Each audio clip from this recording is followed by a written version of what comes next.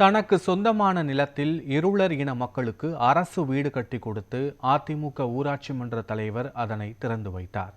ராணிப்பேட்டை மாவட்டம் திருப்பாற்றுக்கடல் கிராமத்தில் மறைந்த முன்னாள் முதலமைச்சர் ஜெயலலிதா பிறந்தநாள் விழா கொண்டாடப்பட்டது.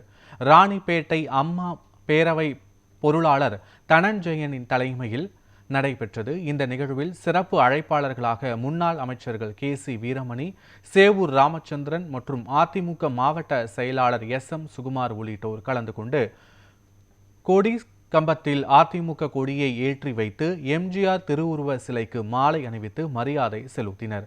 அப்பொழுது வீடு இன்றி தவித்து வந்த இருளர் பழங்குடி மக்களுக்கு அதிமுக ஊராட்சி மன்ற தலைவர் பிரியா தனஞ்செழியன் தங்களுக்கு சொந்தமான நிலத்தை இருளர் இன மக்களுக்கு தானமாக வழங்கி அதில் அரசின் வீடுகளை கட்டியுள்ள நிலையில் அதனை திறந்து வைத்து பயனாளிகளுக்கு வழங்கினார்.